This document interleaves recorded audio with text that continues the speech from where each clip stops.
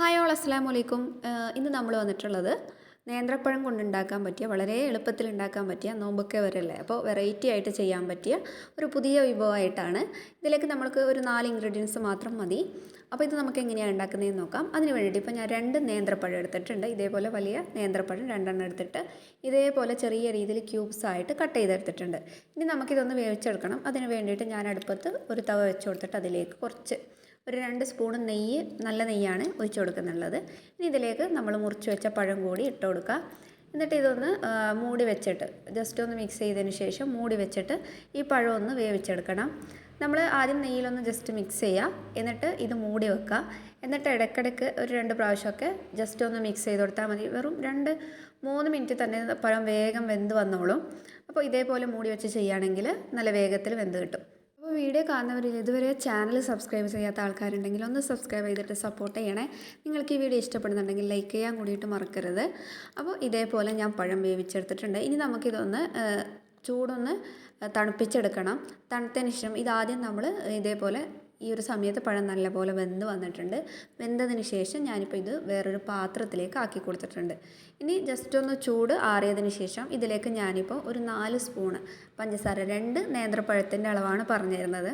ഇതേപോലെ 4 സ്പൂണ് പഞ്ചസാര ചേർത്ത് കൊടുക്കുന്നുണ്ട്. ഇനി ഇതിലേക്ക് വേണ്ടത് ഒരു മുട്ടയാണ്. ഇതേപോലെ ഒരു മുട്ട പൊട്ടിച്ചൊഴിച്ച് കൊടുക്കുന്നുണ്ട്.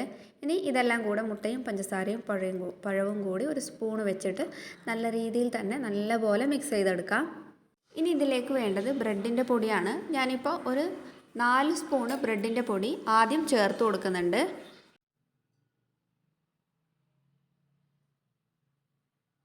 ഇനി ഈ ബ്രെഡിൻ്റെ പൊടി ചേർത്തതിന് ശേഷം ഇത് ഒന്നും കൂടി നല്ല രീതിയിൽ മിക്സ് ചെയ്തെടുക്കാം. ഇതിലേക്ക് വേണ്ടത് നമ്മൾ പായസത്തിന് ഒക്കെ ചേർക്കുന്ന സേമിയാണ്, വെർമിസെല്ലി. അപ്പോൾ ഇത് ഞാൻ ഇതേപോലെ ഇത്ര എടുത്തിട്ടുണ്ട്. കുറച്ച് ഒരളവ് നിങ്ങൾക്ക് എത്രയാണോ അതിന് വേണ്ടത് അതിനനുസരിച്ചിട്ട് ചേർത്ത് കൊടുക്കാം. അപ്പോൾ ഞാനിപ്പോൾ ഏകദേശം കുറച്ച് എടുത്തിട്ട് ഇതേപോലെ ചെറിയ രീതിയിൽ ജസ്റ്റ് ഒന്ന് കയ്യിൽ ഉടച്ചെടുത്തതാണ്. വളരെ ചെറിയ പീസസ് ആക്കിയിട്ടല്ല, കുറച്ചൊരു മീഡിയം ചെയ്തുള്ള പീസാക്കിയിട്ട് ഇതേപോലെ ഉടച്ചതിന് ശേഷം നമ്മൾ ഇതിലേക്ക് ഈ പഴത്തിലേക്ക് ചേർത്ത് കൊടുക്കണം. എന്നിട്ട് ഇതും കൂടി നല്ലപോലെ ഒന്ന് മിക്സ് ചെയ്തെടുക്കുക. ഇനി ഇതിലേക്ക് ഏറ്റവും അവസാനമായിട്ട് ഒരു 3 സ്പൂണ് ബ്രെഡിൻ്റെ പൊടിയും കൂടി ചേർത്ത് കൊടുക്കുന്നുണ്ട്. അപ്പോൾ നമ്മൾ ഇതിനെല്ലാം കൂടിയിട്ടുള്ള പഞ്ചസാരയാണ് ആദ്യം 4 സ്പൂണ് പഞ്ചസാര ചേർത്ത് കൊടുത്തത്. അപ്പോൾ ഇതേപോലെ 3 സ്പൂണ് ബ്രെഡിൻ്റെ പൊടിയും കൂടി ചേർത്തിട്ട് ഇതും കൂടി ഒന്ന് ജസ്റ്റ് മിക്സ് ചെയ്തെടുക്കുക. അത് കഴിഞ്ഞിട്ട് നമ്മളിത് പൊരിച്ചെടുക്കുകയാണ് ചെയ്യുന്നുള്ളത്. അപ്പോൾ എല്ലാം കൂടെ നല്ല രീതിയിൽ ഞാൻ മിക്സ് ചെയ്തെടുത്തിട്ടുണ്ട്. ഇതാണ് മിക്സ് ചെയ്തെടുത്തതിൻ്റെ ഫൈനൽ ലുക്ക്.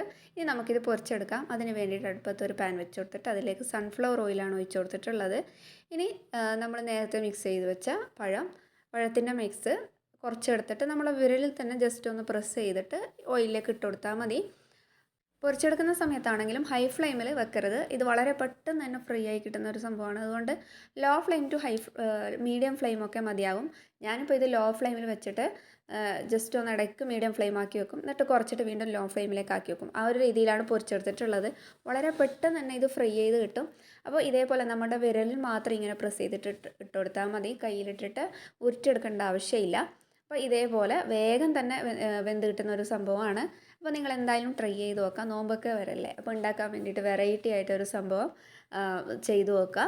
എന്തായാലും നിങ്ങൾക്ക് വീഡിയോ ഇഷ്ടപ്പെട്ടെന്ന് കരുതുന്നു. ഒരുപാട് നല്ല വീഡിയോസായിട്ട് വീണ്ടും വരാം. അതുവരെ എല്ലാവർക്കും ബായ്, അസ്സലാമു അലൈക്കും.